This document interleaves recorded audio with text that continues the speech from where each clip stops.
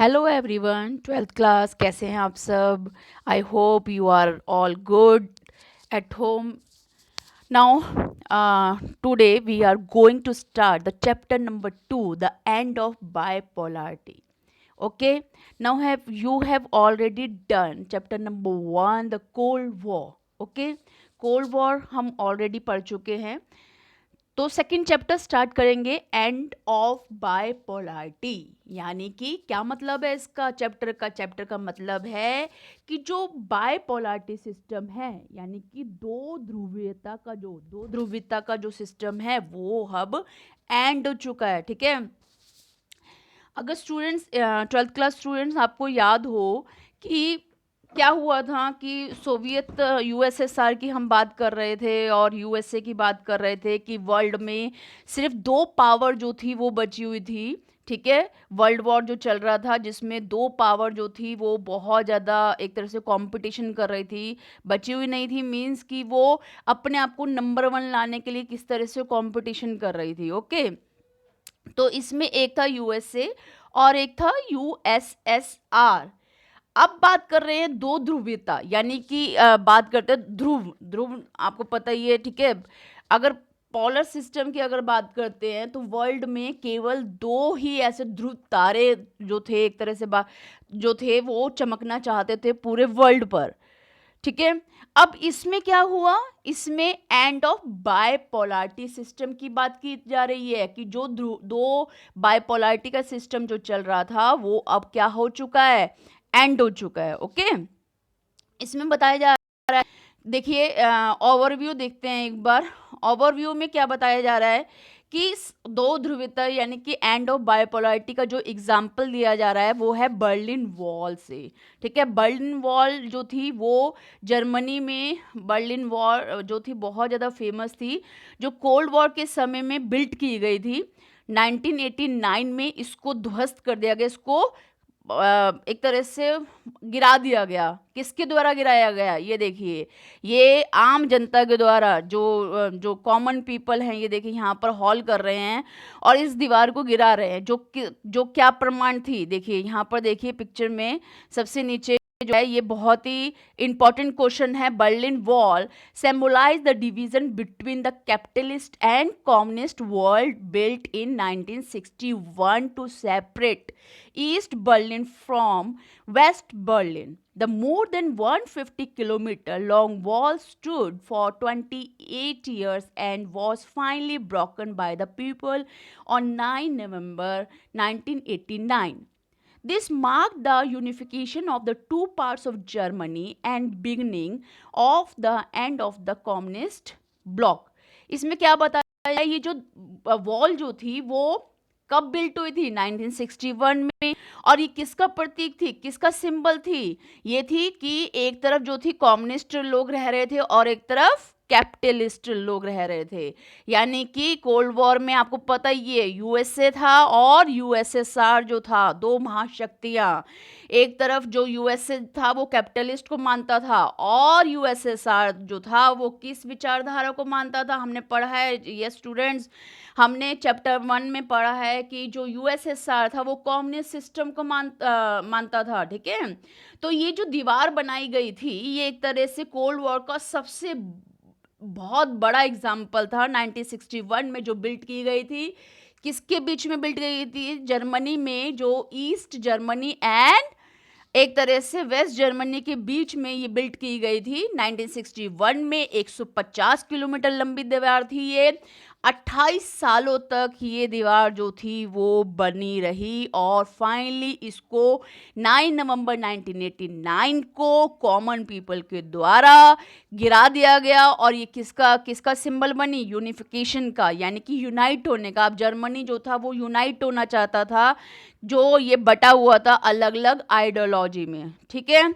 ये अब समझ गए हैं. अब हम ऑलरेडी पढ़ चुके हैं कोल्ड वॉर के बारे में, जहां पर Soviet Union stood by at the cold war begin to end and not by the military means but a result of a mass actions by ordinary man and women. ठीक है. अब union जो थी, सोवियत यूनियन जो थी, उसका disintegrated हो चुका था। Disintegrated means yes, disintegrated means होता है कि विघटन हो चुका था। यूएसएसआर का जो 15 गणराज्यों से मिलकर जो यूएसएसआर बना था, ठीक है, उसका जो है वो विघटन हो चुका था, डिसइंटीग्रेशन हो चुका था। यानी जो चैप्टर पढ़ रहे हैं उसका कॉन्सेप्ट, उसका बेस समझिए स्टूडेंट्स। इसमें बताया जा रहा है कि सोवियत जो सिस्टम था, ठीक है, वर्ल्ड में दो महाशक्तियां थी जो आपस में प्रतिद्वंद्विता, कंपटीशन कर रही थी, ठीक है। ये देखिए, what was the Soviet system. अब इसको समझते हैं हम कि अब इसका बेस समझते हैं कि है क्या सोवियत सिस्टम, ठीक है, इसको समझते हैं और उसके बाद किस तरह से इसका डिसइंटीग्रेशन हुआ उसको समझेंगे हम। तो next topic is what was the Soviet system. Soviet system इसकी फुल फॉर्म है यूएसएसआर, यानी कि the union of Soviet socialist republics came into power. कब वो पावर में आई? रशियन रेवोल्यूशन के बाद 1917 में, जब आपको पता ही बहुत फेमस रेवोल्यूशन हुआ था 1917 में, Russian Revolution was inspired by the idea of socialism as opposed to capitalism. ये किस पर आधारित था? जो रशियन रेवोल्यूशन था वो सोशलिज्म पर आधारित था, okay. And need for the egalitarian society. This was the perhaps the biggest attempt in human history to abolish the institution of a private property and consciously design a society based on principle of equality, ठीक है। Soviet system जो था वो क्या करता था कि वो इक्वलिटी पर आधारित था, यानी कि सोशलिज्म पर आधारित था। सोवियत सिस्टम में क्या है कि ये देखिए आगे, जो political system concern around the communist party and no other political party और opposition was allowed. The economy was plan and controlled by the state, ठीक है।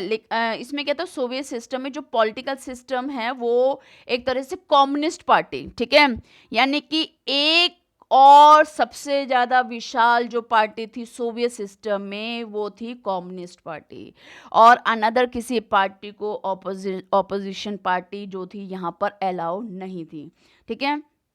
सबसे पहली बात एक बार दोबारा से देखते हैं, 1917 की क्रांति रेवोल्यूशन के बाद सोवियत संघ जो था यानी यूएसएसआर जो था वो बिल्ट हुआ।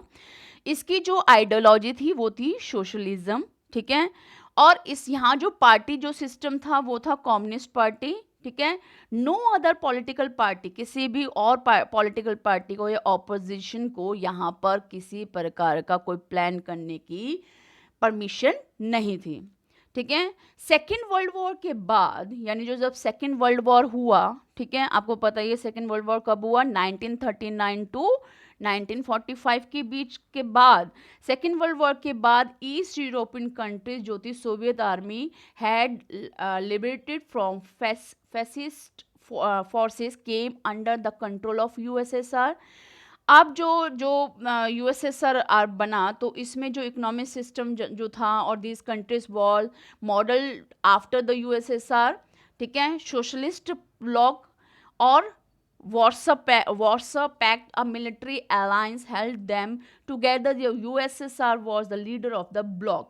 Soviet Union became a great power after the Second World War. The Soviet economy was then more developed than the rest of the world, except for the US. He had complex communications network, vast energy resources, including oil, iron, and steel. Okay.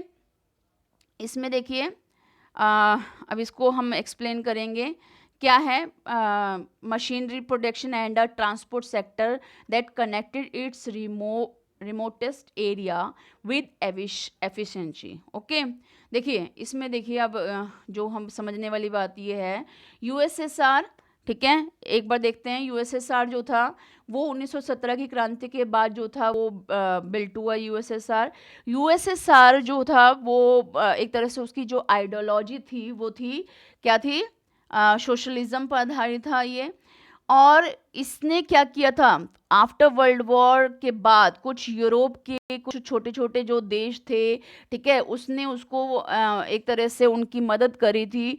उसके बाद यहाँ देखिए उसकी मदद करी थी और उसने उसको अपने में मिला लिया था, ठीक है। तो यहाँ 15 गणराज्यों को 15 देशों को मिलाकर सोवियत संघ जो था वो बना था, बिल्ट हुआ था। ये चीज़ आपको याद रखनी है कि 15 ऐसे जो गणराज्य थे, 15 ऐसे जो रिपब्लिक जो थे, कंट्री जो थी, वो उनको मिलकर जो था वो यूएसएसआर जो था वो बिल्ट हुआ था। उसने क्या किया था, उसने फ्री किया था, उसने उनकी मदद करी थी सेकेंड वर्ल्ड वॉर में, ठीक है।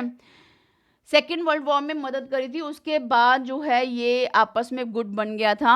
इसको बोला जाने लगा सेकेंड वर्ल्ड वॉर, ठीक है। इसको क्या बोला जाने लगा कि जो सेकेंड जो है एक तरह से वर्ल्ड बोला जाने लगा, ठीक है, यूएसएसआर को। फर्स्ट वर्ल्ड कौन था, यूएसए, और सेकेंड जो वर्ल्ड बोला जाने लगा यूएसएसआर। समझ में आया। इसमें जो कंपटीशन चल रहा था वो अमेरिका के साथ चल रहा था। यहाँ की जो अब देखिए इसके प्लस पॉइंट देखते हैं, ठीक है। बेसिक समझ लिया आपने, सोवियत संघ क्या है, यूएसएसआर क्या है, यूएसएसआर जो है और किस तरह से वो बिल्ट हुआ आफ्टर 1917 के बाद ये बिल्ट हुआ। उसके बाद किस तरह से फिर उसके बाद 15 रिपब्लिक जो कंट्रीज को मिलाकर जो था ये यूएसएसआर बना। और इसकी आइडियोलॉजी जो थी वो सोशलिज्म पर आधारित थी। एक ही यहाँ पर पार्टी सिस्टम था जो बहुत लंबे सालों तक इसने एक तरह से एडमिनिस्ट्रेशन संभाला, वो थी कम्युनिस्ट पार्टी। और किसी अनदर पार्टी को यहाँ पर अपना कोई भी पॉलिटिकल जो है वो रिफॉर्म करने की परमिशन नहीं थी, ना ऑपोजिशन को और ना ही किसी पॉलिटिकल पार्टी को। अब देखिए सोवियत यूनियन जो था स्टार्टिंग में बहुत ज़्यादा इसकी इकोनॉमी अच्छी थी, चाहे वो ऑयल को लेकर हो, एनर्जी रिसोर्सेज को लेकर हो, इंक्लूडिंग आयरन इंडस्ट्रीज हो गई, ठीक है। इसमें अगर बात की जा रही है जो इकोनॉमिक पावर जो थी वो बहुत ज़्यादा जो थी वो इसकी सोवियत यूनियन की बहुत ज़्यादा बिल्ड थी। बहुत अच्छी जो थी इकोनॉमिक कंडीशन थी यहाँ पर। इसके बाद जो है धीरे धीरे जो बात की जा रही है कि बहुत ज़्यादा जो पैसा है वो किस पर खर्च किया जाता था, वो खर्च किया जाता था इकोनॉमिक कंडीशन जो इंटरनली जो है, यानी कि यूएसएसआर में जो इकोनॉमिक कंडीशन के ऊपर कम पैसा खर्च किया जाता था, बल्कि जब कंपटीशन के चलते कहीं ना कहीं जो मनी जो थी वो वेपन्स पर खर्च की जाती थी, वेपन्स पर और ये बॉम्ब्स वगैरह पे, न्यूक्लियर बॉम्ब्स हो गए, कि ताकि हम जो हैं वो अमेरिका से आगे बढ़ चढ़ कर रहें। तो इकोनॉमिक जो कंडीशन वो इफेक्ट पड़ना शुरू हो गया। देखिए यहाँ पर इसके पहले हम प्लस पॉइंट पढ़ते हैं और फिर उसके बाद समझेंगे कि यहाँ पर डिसइंटीग्रेशन क्यों हुआ और उसके पीछे क्या कारण था। देखिए मशीनरी प्रोडक्शन जो था बहुत अच्छा था, ट्रांसपोर्ट सेक्टर बहुत सही था। उसके बाद domestic consumer industry that produce everything from pens to car, ठीक है। यूएसएसआर में जो इंडस्ट्री जो थी बहुत ही अच्छे लेवल पे थी, क्वालिटी वहाँ की अच्छी थी। यहाँ पर जो प्रोडक्शन होता था वो पिन